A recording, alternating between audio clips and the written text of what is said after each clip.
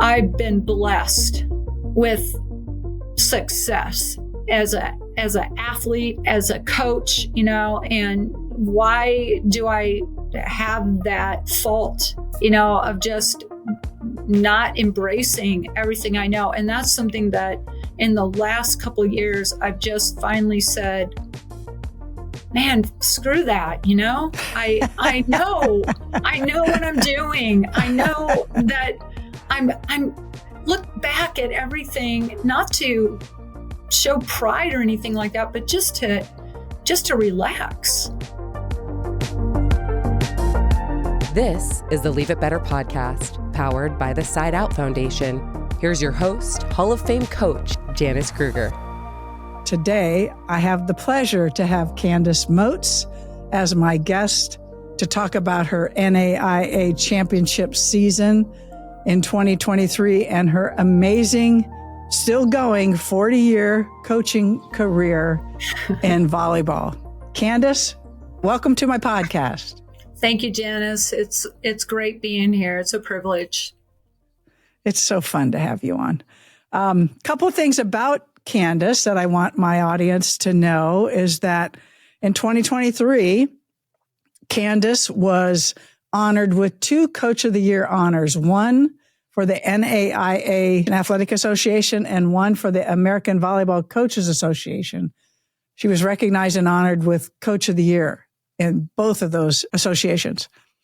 Her team in 2023 also finished with an amazing 38-0 record. And the last time this was done in the NAIA was back in 2017. So it's not something that we see happen a lot. This is a really huge accomplishment. With that, of course, 0 losses. She won the NAIA National Championship, which was played in Sioux City, Iowa. Today, she sits at the top of the wins category for NAIA active coaches. She's flirting with 1,000 wins here, an amazing 727% winning percentage. And as she mentioned just a little bit ago, is that she is from Nebraska. I don't know if you know this, but one of my college teammates from the Huskers as our manager was Sandy Stewart, who was also your first, or not, I don't know if it's your first, but your volleyball coach back in high school. Yes. What a season and what a successful career you have in coaching. I read a couple things about you, and as I was doing that, I ran across a little clip on your website, the Indiana Wesleyan University website. I think it was the day you received your award or recognition by the student body, the athletic department. Mm. And there was a video that pulled up, and I was so tickled and moved by, was it the fire truck or the police sirens and the bus pulling in from a 12-hour bus ride, which I'm sure was a celebration from start to finish as you pulled into campus. What was that like? An amazing welcome back to the town, the university that you represent, to be there for you and with you in so many ways. What was that like for you and your players? Yeah. So if there is anything that my players or myself watched more often, it was the watch party celebrations that were videotaped. Because what it spoke to us was that we see you, you matter, you are celebrated, we're proud of you.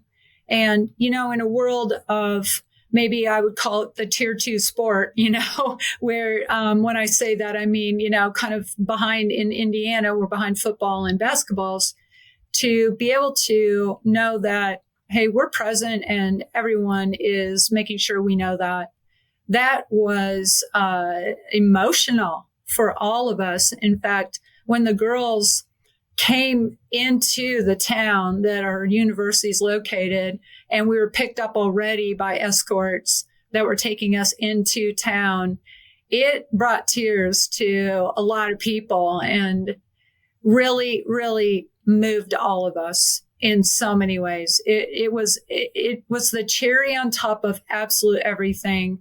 And then to get off the bus and to see so many people that were there, that administrators, the president, the student body, just it also spoke to me that, wow, these girls are loved. They are loved. They made a difference on this campus. People know who they are. And we got in way later. It was like almost an hour and 45 minutes later than what was already planned. And they kept sending out texts, from the university. Hey, they're not here yet, because we got hooked up. We had to change drivers because the distance, and the driver was late in picking us in the second leg. And so they waited, they waited for us, and that was pretty cool.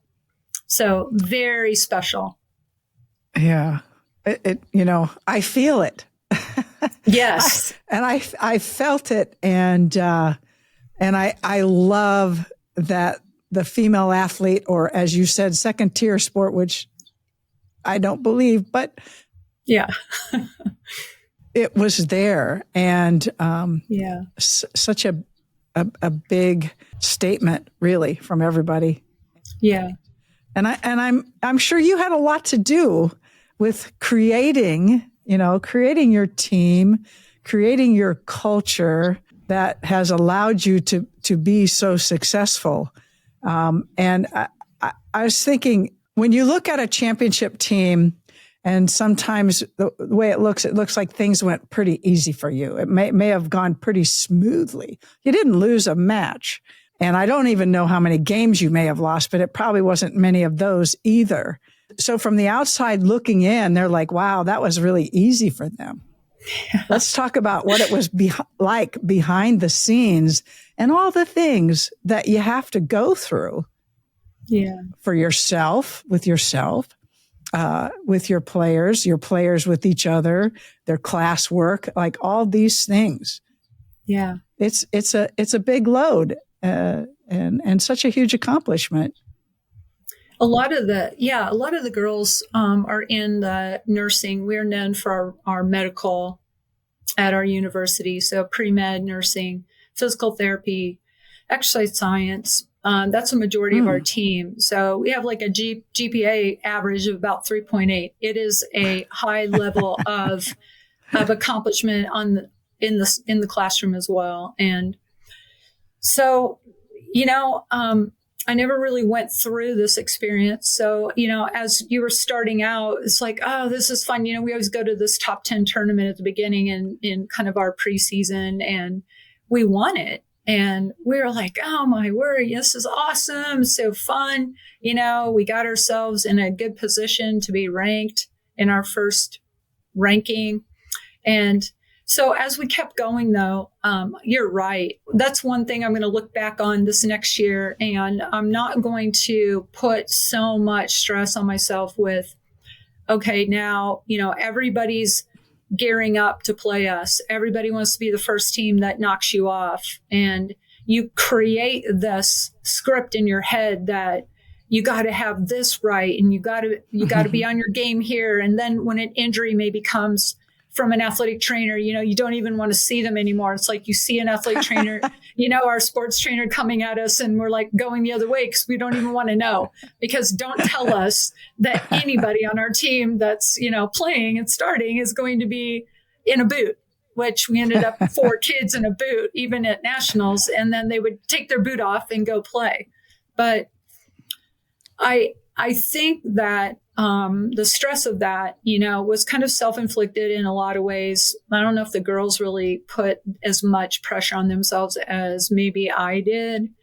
And I think that for all these years of trying to achieve getting to nationals and getting somewhere outside of just pool play was even more pressure as I got to that event and was feeling like, because we almost got tripped up in pool play.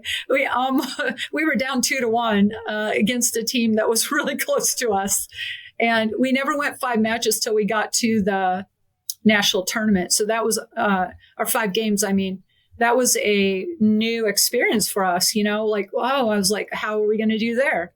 But I think, Janice, the overall feeling of it was sometimes there was just a lot of pressure that was put on, especially if we found ourselves not even just winning 3-0, which was crazy. If we dropped a game, we were like, oh my word. And that was just unnecessary, and then it became kind of inclusive of just, okay, these kids are going to be the ones to just play, and kind of left ourselves short-sighted in all these other kids that were working super hard as well to get on the court. So a lot of things I learned, and self-reflection, but yes, the pressure was there, and it was getting to a point where we just somewhat, felt like, are we really even enjoying this anymore? Because we had these little goals we were trying to chase, and it's like we were trying to break the most wins record from our university. And so, it was hard, but the girls handled it way better, I think, than even I did. I think coaches, our coaching staff got a little more intense than we probably needed to. Yeah, that's when you need to go to that locker room, Candace, and dance, right? Yes, is that when you let for sure. You can let off some of that stress and pressure. There you go. So you mentioned that first tournament where you guys won this tournament that you put a lot of regard towards. Did your players at that time also start to think, oh, wow, we might be pretty good? Or was this more of a coaching realization, or how did they perceive what had happened in that first event? And were you aware of what they were thinking, I guess? Yeah. What's kind of interesting? Our best athletes on our team that are pretty freak athletes, the two that got national Player of the Year and National Setter of the Year, are the most humble kids on the team. Hardest workers, humble kids. It's kind of the textbook type of thing that you want, your best players to be the ones that work the hardest, that have this vision of others. And that really kind of set the stage for everyone. Like, there was just a lot of playing for each other. And because these two were so respected, everybody just wanted to, even though they're sophomores, they were focused on the seniors. They wanted the seniors to look great. They wanted the seniors to have the best season that they could have. And this culture, we had this saying that said, let's out culture our opponent. And what we were trying to do was just create something that was so strong and bond together that even in adversity, and we had this thing we carried around, it was a pickle. And it has to do with this mental health guy that joined our team this year. And he talked about, you just need to get something that's like the elephant in the room, kind of thing. And ours was a pickle. And so we kind of emphasized that, hey, when you're in a pickle, how are we going to handle this? How are we going to work together? How are we going to inspire each other, believe in each other? And they really embraced that. And these sophomores kind of carried that. So when we finished that tournament, to answer your question, of course, they were excited, and it was fun for them to play at that level and to leave and drive home again another 8 hours and feel really good about themselves. And you could tell they were inspired. And what I think I noticed was that there was a much more focused, really strong work ethic in the following days. And that's what's really cool for me to see is that, sometimes when you win something, you come in and you're kind of pompous and like, hey, we're good. And, we don't need to put the time and energy in. And they were like watching film, they were coming in, asking questions. They were on the court early. They wanted extra help. And that was amazing to me to watch. And we knew we had a special team at that point. Yeah. Those are moments in a career that don't happen a lot at that level. And what a special group of kids you're describing. I did notice that in the tournament, I think you had attacker of the year, setter of the year, your 2 sophomores, right? Right. Most valuable player, and then coach of the year. Wow. That's a lot of special folks in that group.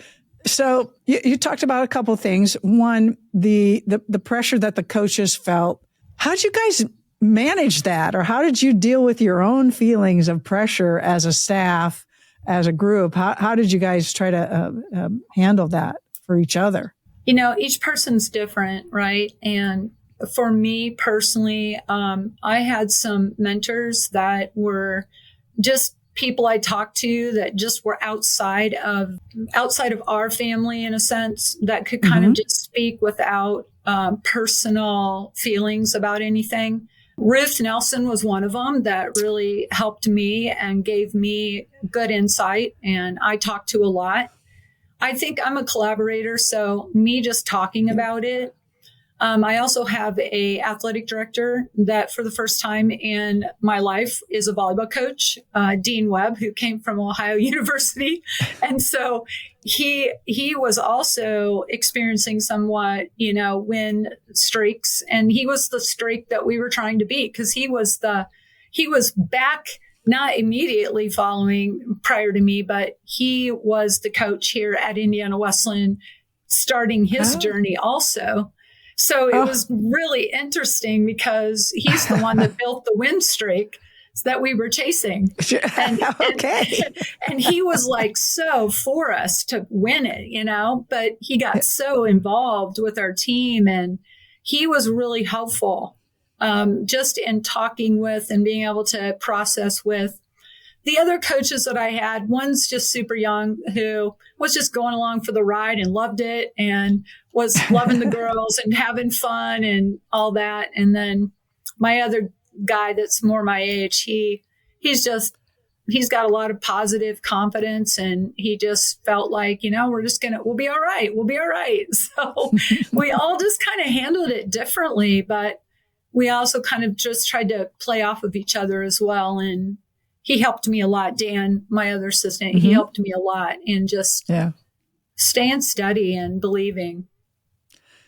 So so one of the things I have surmised after talking with you and maybe to a few other folks about you, is that you mentioned that you feel as though you're a collaborator. And I saw that as you were telling some of your stories and the people that you have been around, surrounded yourself with, reached out to. And I think that's an extremely valuable and wonderful quality to have, because, you look one way at something and then you have somebody over here looking at the same thing and they see something just slightly different. And how wonderful is that when you're in coaching, to be able to have that? How did you become such a coach that loved to collaborate and maybe brought in other folks to learn from and to benefit from their knowledge? How'd you get there? Yeah, here's the weird thing, and it's kind of like almost a negative way to say it in a sense, but I really didn't have a lot of confidence. It was when I first started out, I always second guess myself all the time. And I would always almost put more emphasis on what other people thought. And so I would want to listen. And when I first started coaching, even, I put way too much emphasis on, what's this person doing? How are they doing? They're winning, so I'm going to do that. And I lost myself. I didn't really know who I was. And I think that as I first had to really just self-correct that, I had to believe that what's my purpose? What's my why of doing what I'm doing? and really believe in myself. Ruth helped me with that too. It's kind of crazy. Like she just like constantly was giving me confidence, telling me, you can do this. You have what it takes. You are good at this, etc. And I think that I had to believe that myself. But then what helped me then to keep healthy in that collaboration was that when I believed in myself, then I was able to hear information and have people come in. Cause like Dean comes in to our practice. Like we do morning practices, and he comes in on Thursday mornings just for another voice, a different way of saying what we all say the same, but it's just a different way. Is that your AD? Yeah. Was that? Yeah. Okay. Dean That's your Webb. athletic director. Yeah. How fun is that? I mean, it's so awesome. And he came in and he talks and he shares, but he always pays attention to, hey, I'm just here to be another voice. This is your coach, and coach, what do you think about this? And everything, very respectful. Mm-hmm. And what I found was that we're all trying to get to the same goal. It's not an ego thing for me, and I told the girls this even. I said, people are going to come into the gym and you may find that we're saying the same thing, but maybe that person is saying it in a way that makes sense to you. It's okay. Mm-hmm. As long as you're learning it and as long as you're moving in the direction that we want you to go, as long as you're also respecting all coaches. Don't think that you can't listen to anybody else because you think that this person, Coach A, is a better communicator to how your style is. You have to listen to everybody. And I think that my parents also taught me that respect people. Everybody's worthy of being heard and everybody's worthy of having something to offer. And that's always been something that I've taken, and I'm a better person because I allow other people to have voices and to be able to, as long as they are going in the same direction and we're working together. If there's a voice that's against me or a voice that is undercutting me, then that's where I will terminate. You're not going to deal with it, right? Yeah, you're not going to be a part of this. Sorry, but you just crossed the line for me. But most of the time, it's together, and I just think we're better for it because we all are different learners and we all have different ways to be influenced. Yeah.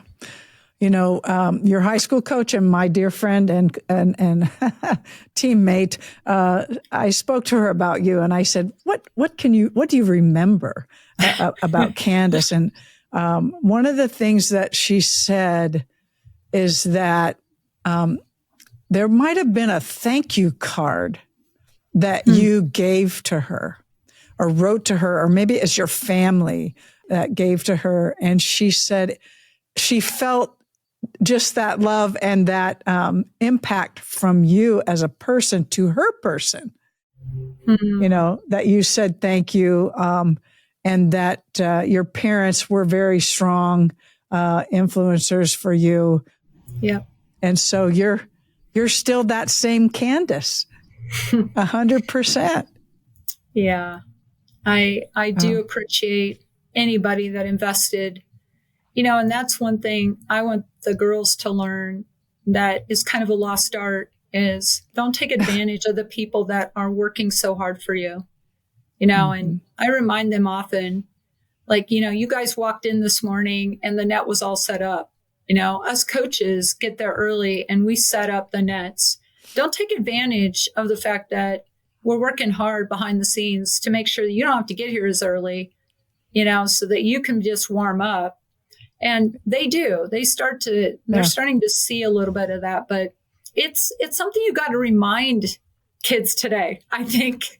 You know what I mean? Like back in the days, we would say thank you for everything. Now it's just kind of like, oh, well, that's what we deserve kind of thing. And they're not bad kids. Yeah. They're just. So how is that? They just challenging for you as a coach then? It is challenging. Is this part of your team culture? Because the other thing you say somewhere I read, protecting the team culture is of utmost importance. The wins will come if that's protected and taken care of. What do you mean by that? Did you run into any tests that came upon your culture this year?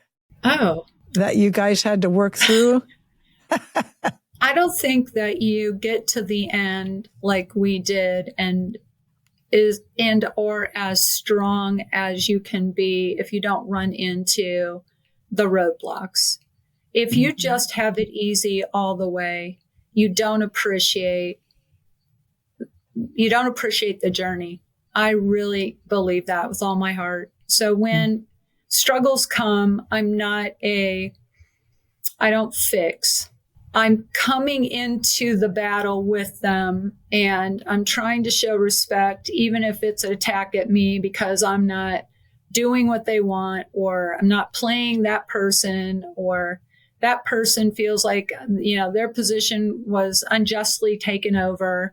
So I'll go into that and I'm like, okay, how do we work through this? How are we going to make this? How are we going to be stronger? How are you going to leave your victim mentality? How am I going to listen to you so that we can both come to an agreement that you need to work and fight your way back? Because you're only going to be stronger if you do that.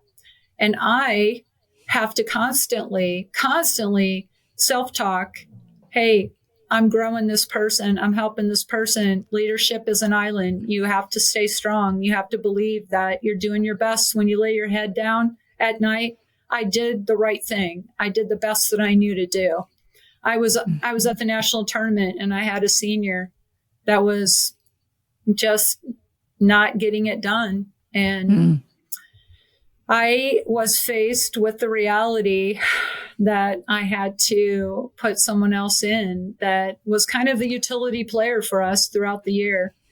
And that was one of the hardest things that I had to do. But when you can put team over self, or team over how you're viewed or how you're going to be approached or felt about, you just have to believe that the right thing is going to happen. And then you have to trust. In my case, I have to trust my faith and my Lord that, hey, I did the best I could, and you continue to work in that person's life and work in mine too. Because, when you make hard decisions, you have to believe that you have to stay strong and do the very best that you can with your situation that you felt was the right thing to do. So I think that we had many challenges. There were adversity. There were games where I thought, well, this is going to be the first loss. Okay. We got to 25 or whatever. And that was kind of what everybody was thinking. And then somehow there were times where I was just like, we did not play better than our opponent. And yet we stayed together so strongly. And that's where we started to believe. I don't think we based our belief so much in the skill sets as we believed in who we were as a culture and a family. I really believe that that's what carried us all the way to the end. I really do. I like that. Okay, what's the movie where that was a big sign up above? Or series? Ted Lasso. Oh, yeah. Ted Lasso. Did you watch Ted Lasso? Yeah. They had this, I believe. Yeah. Very powerful. Mm-hmm. Hi there. Janice here. I want to take a minute to tell you about something very personal and important to me, my job. I'm the brand ambassador to the Side Out Foundation, and I've been a part of it since it began about 20 years ago. Believe it or not, I was recruited to join the Side Out team by the founder's father. He looked me up online and asked me out to lunch. That's when I got to learn more about his wife, Gloria. Gloria is the reason this Side Out Foundation exists. Her son and husband wanted to give her more time, and it worked. Gloria was this fiery redhead that was so full of energy and joy and happiness. They'd invite me and my partner over to Thanksgiving, and Gloria would dance around the house. She always made me feel so welcome. I joined the team at Side Out for the very same reason we get athletes involved with our Dig Pink program, because I wanted to be a part of something bigger than myself. I wanted to see Gloria have more time, and I was thinking about all my female friends I could potentially be helping. One of the goals of this podcast is to let people know that they can help us help people living with metastatic breast cancer see more tomorrows. How? By harnessing the passion and power of youth volleyball to raise money that will go toward real research and clinical trials that really do give families more time with their loved ones. That's one of my favorite things about this job, is that you can actually see the results of our research and how it helps give people more time. For more information, head to our website, side-out.org. Now back to the show. So for you, when you're building this culture, how do you involve your players? Are they involved in being a huge part or a small part in the development of the culture? For sure, you maintain it, but how is it that you build a strong culture? And has it been the same for you over time, or as you've gotten more experience and more coaching years down the road, has that changed? It obviously changes, and you have to be willing to change. There's just different people that come in, and they are just growing up differently. And so to do the same thing that you would before is not always going to work. The whole process is to, first of all, define what that looks like. So everybody understands this is what when we say we want to be a strong culture, what do we mean? Because if we don't define it, nobody's going to know what that means. Then we talk about how do we contribute as coaches, and we'll start, what is our contribution to this culture definition that we want to build? And then what is your contribution? And we get in small groups and we talk about small groups for classes first. What are the freshmen? What's your contribution look like to build the culture of our definition? And then we get to positionals. What does our position look like? So it becomes, first of all, how we as people are building and leaning into what we're trying to do. And then in the positions on the court, what is the responsibilities that we have and are going to expect from each other to build the culture on the court? And those are the things that we have. I mentioned to you, I don't know if you've heard of John Gordon or not, but yeah, John Gordon has several certified coaches that join and adopt teams. And one of the people that adopted us was Chad Busick, who has a daughter here that plays soccer. And he joined the soccer team and he wanted to join some other teams. So he joined ours. And one of the things that he helped us was going through the power of a positive team. And we went through sessions with him throughout our season. And he even did a mental health training several times with us. And one was on the championship day. He rehearsed we laid on the court and he talked us through the whole scene.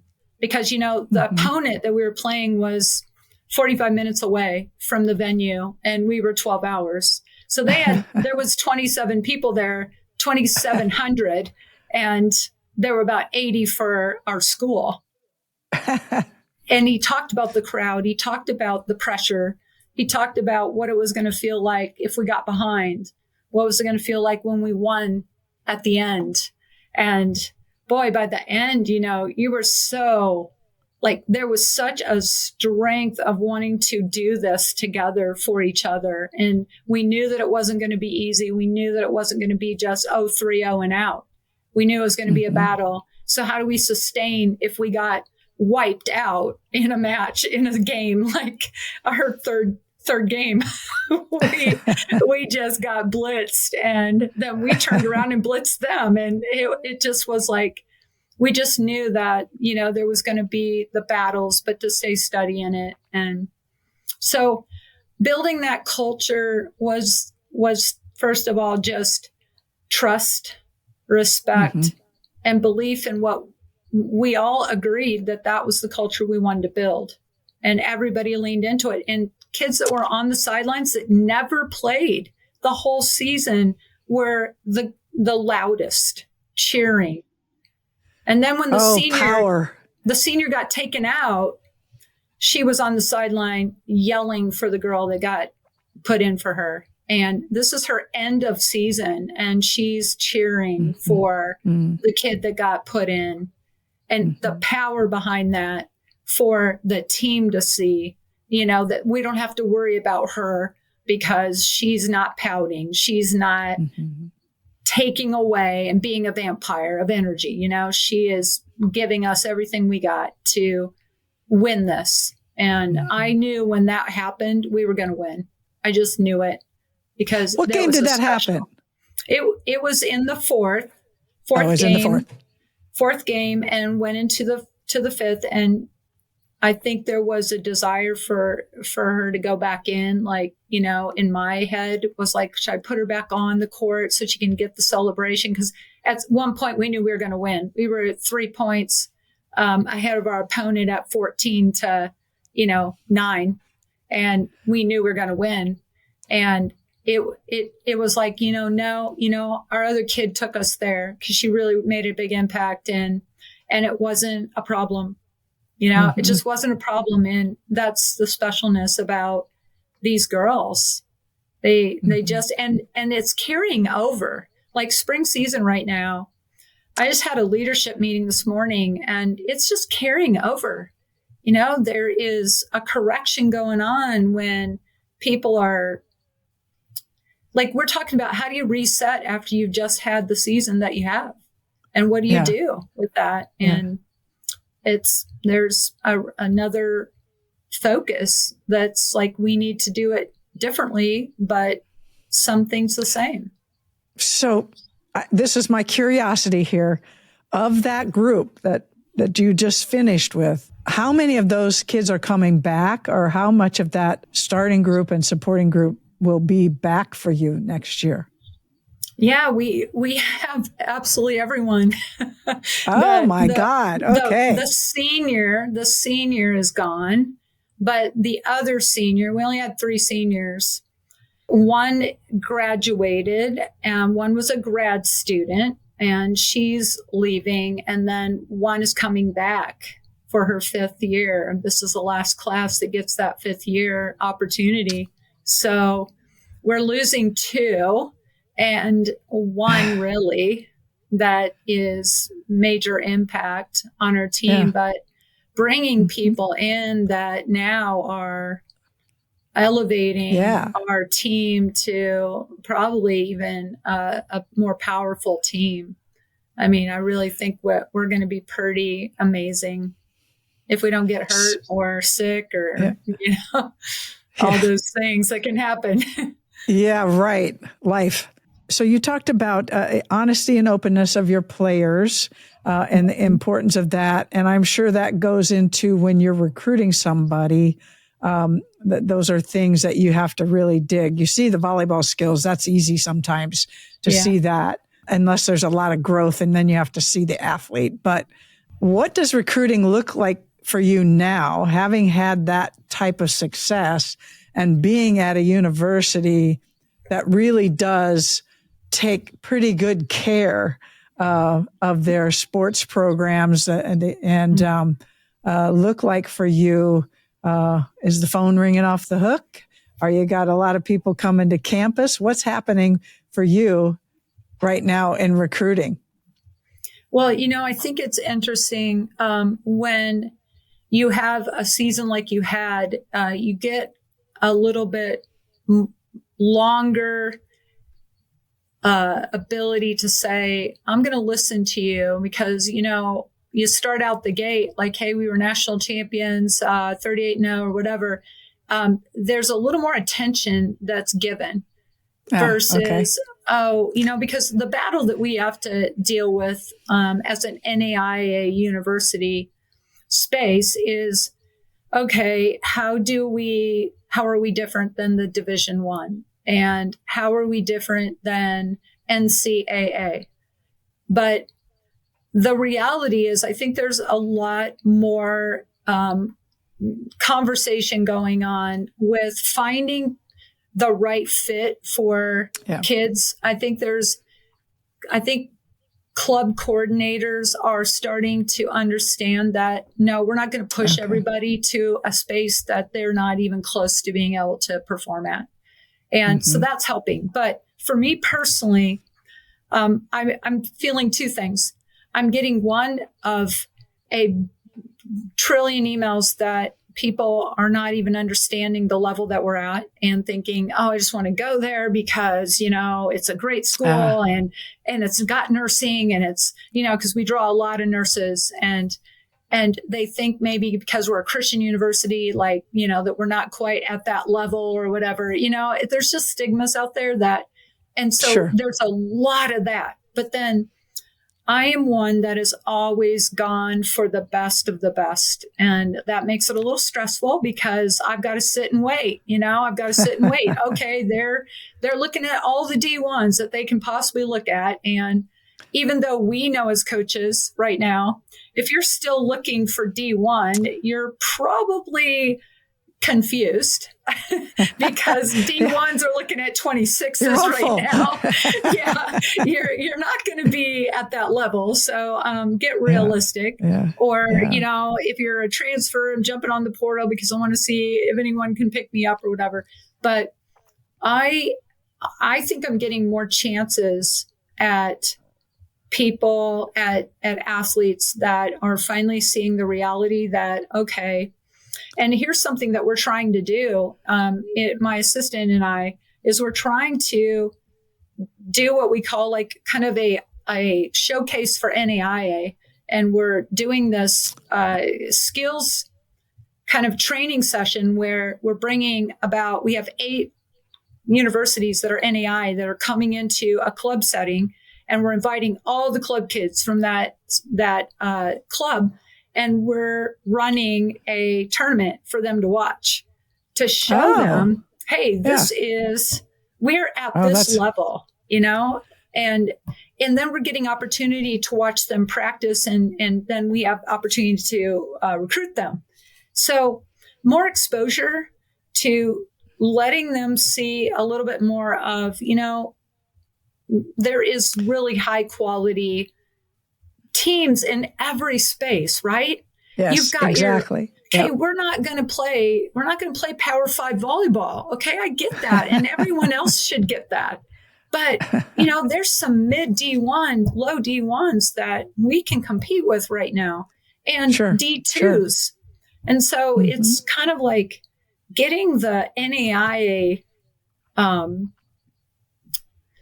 just helping people understand that the NAIA is a much higher level than what people are thinking. And with our ability of carrying our accomplishments along with that, we're getting more heads to listen and say, yeah, okay, tell me about it. Well, that's wonderful. I like you have a sense about you that you have a very forward thinking. And maybe you mentioned it a little bit earlier as you go into each season and you're kind of looking for that something just slightly different to maybe be there for you that year, or you're constantly growing as a coach and moving forward. I really find that as such an incredible asset of yours. And I see it for somebody to make 40 years of coaching. Number one, that's a long time. Yes. That's a long time. And I know for sure there was some teaching with the coaching for a very long time as well, but not anymore. Sort of your mindset of keeping, the coach is always learning something. I really admire that in you and what I see within your program. I also feel as though a coach like yourself, go into a place and to have the support that you have from the university, the athletic department, maybe even from the community, because I don't know exactly how large that space is for you, Is that somewhat of a specialty of the NAIA organization, athletic association, where the small college setting is really where they dig their claws in it and really make just an excellent opportunities for coaches and teams? There's a belief in our university here, in our community, that really feels like we're just doing things. Winning always attracts people, right? It's fun to win, and people get rallied behind that. It doesn't matter what. It's high school all the way to even little kids on the court if they're winning or whatever. But when you're doing it with a heart that is for each other and is representing, being a Christian university in this community, there's a lot of support in that. We're really trying to do it the right way. We have a philosophy here as an athletics department called the end in both. And what that means is we want to be the best NAIA team in every sport. That excellence is our pursuit. We want that to be the best we can be, but we also want to do it with respect. We want to do it to honor the Lord. We want to do it in a way that is for each other. Like every sport in the fall went to the national tournament, and everybody was for those teams all going. Now our basketball teams are there, and our spring sports will go, and we're all supporting it. And so the community, we aren't without flaws. No one is. But most of the general population of our university are just, we're out serving the community. We're out doing things for them that are helping them, that are bringing value to the people that live in this town. And so I think that just in that itself, along with the families that have pretty healthy, supportive roles in their kids, are just coming together, and it's a big support. It's a big fanfare of excellence and support and respect, and so that's what I would say is probably a trademark of this university, is that we're just really a loved group of people. And that's what makes it really fun. Yeah. For all of us. Yeah. Fun is good. Yeah. It is. Honest to God, it is the big piece of living, I believe. I've always thought that. I got to have fun. Hi there. I want to take a minute to tell you about the Dig Pink program. You most likely know I've got some history as a head volleyball coach. Coaching for me was about providing opportunities for my players to grow and learn life lessons and to become the best volleyball players they could be. At the Side Out Foundation, we believe in using the power and influence of sport to build student athletes as people on and off the court. Players learn the value and importance of giving back to their community, working as a team, and taking initiative to get involved, all while directly helping people living with metastatic breast cancer and funding game-changing research. That is the Dig Pink journey. Dig Pink gives those wanting to do good a chance to be a part of something bigger than just volleyball. For more information, head to our website, side-out.org. All right, back to the show. Yeah. So if you were to be able to give yourself any advice, your younger self, any advice, whether that be in any way, what would that be, Candace? I think that if I would go back and I would see myself, I think I would say, believe in yourself more than you did. Understand that you were gifted with leadership skills. You were gifted as the opportunities that I had as a coach, through Sandy, through you, through even the Christian university I ended up graduating from. I had a coach there, a Latvian coach that really understood volleyball. And I just got really good training. I went to a lot of different clinics and that, gave me opportunity to learn. And I wished I would have really embraced that I knew what I didn't know I knew. And to be able to just to be able to just embrace that and to use that, I feel like I came with things very anxious all the time because I thought, that person knows more, or that person knows it better. And so I'm not going to give myself permission to insert myself. And I missed a lot of opportunities at the beginning where I wouldn't do things because I never thought I had anything to really offer. And I don't understand that because my whole life, I've been blessed with success as an athlete, as a coach, and why do I have that fault, of just not embracing everything I know? And that's something that in the last couple of years, I've just finally said, man, screw that. I know what I'm doing. I know that I'm look back at everything, not to show pride or anything like that, but just to relax. And that's what's given me a little more fun, and it's given me less stress because, when you're always trying to prove yourself, you kind of come across more attacking because you're always feeling like, someone's doubting you, or you're going to attack that person because you don't trust me, or because you don't trust yourself.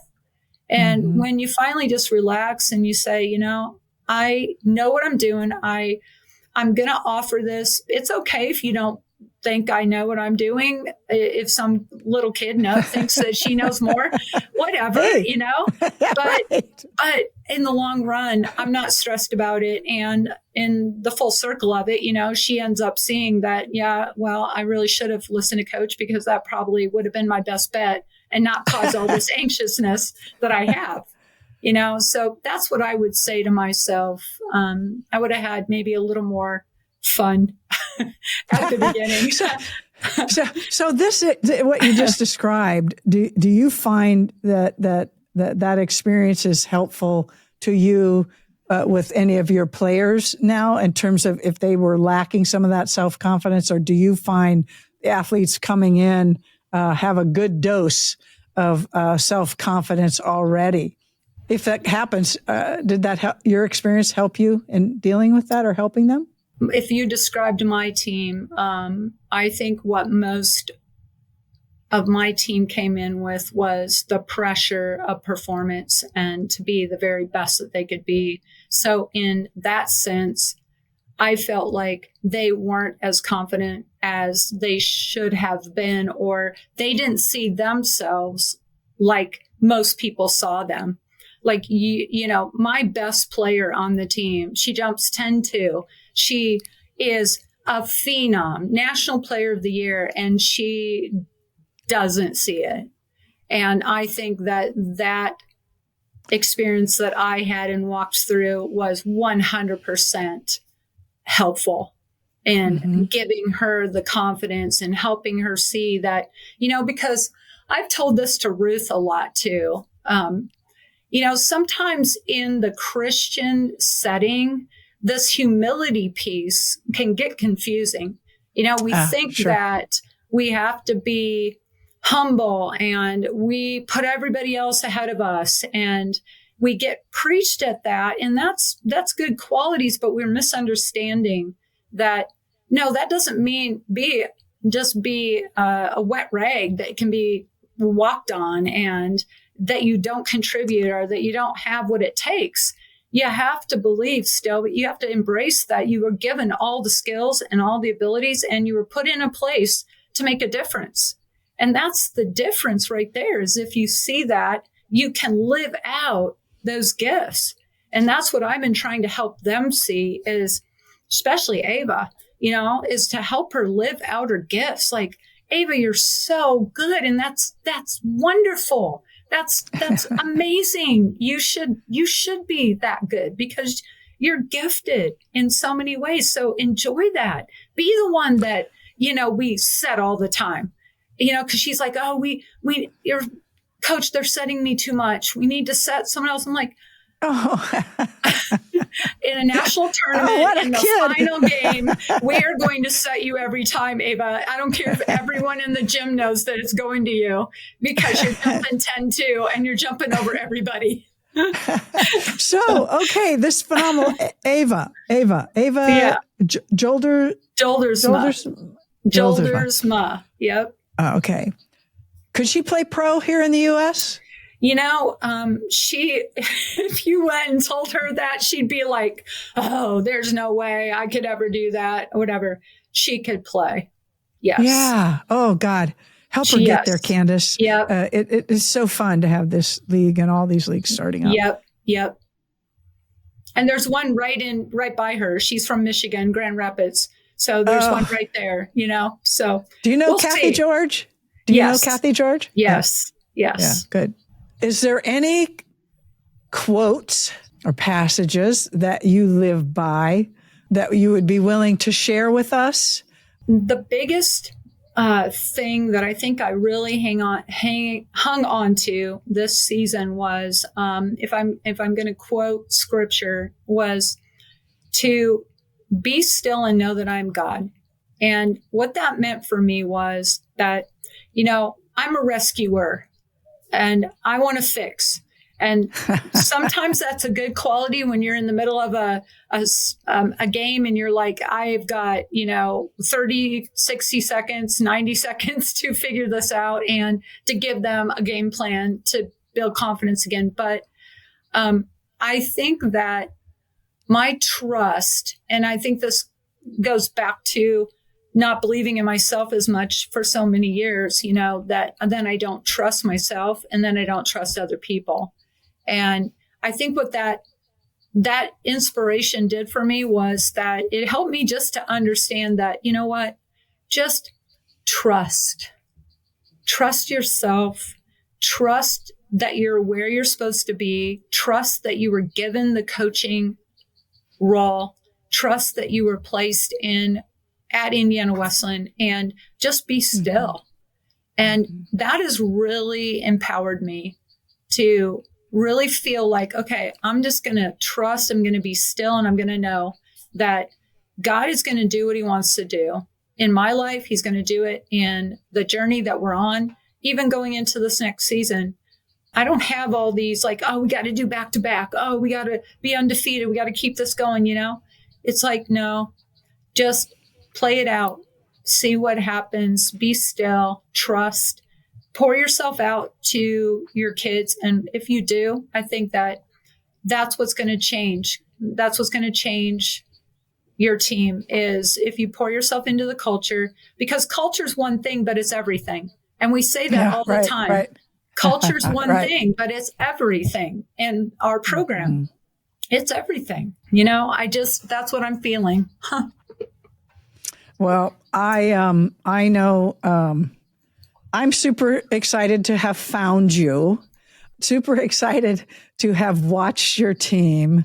And I will continue to watch what's happening with you and your program. And it's been wonderful to have you on today to share so many wonderful things that you have been learning over your coaching career and even a lot this past season with such an amazing team. I want to thank you for being on, and I wish you the very best in all things volleyball and life. Thank you. That are going to be coming your way, Candace. It was my privilege to reconnect with you, and just even our first conversation was,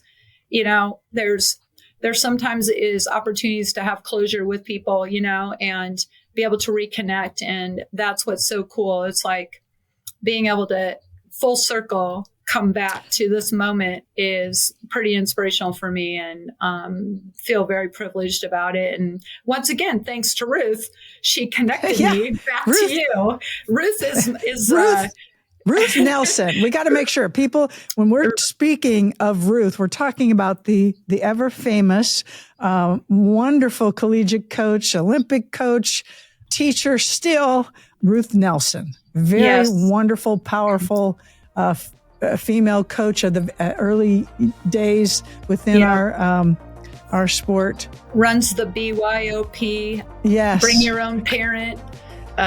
Which is so powerful and very innovative. She's so creative. It's amazing. She is. So one last thing. I was very moved by our first conversation as well. And it did mean a lot to me to have that come back and connect. Yeah. And I'm one of your biggest fans right now. That's awesome. I'll join the group. No, that means a lot to me that you said that. It really does, because I do look up to you, and so thank you for saying that. Thank you for listening. Please share your feedback with us at www.side-out.org.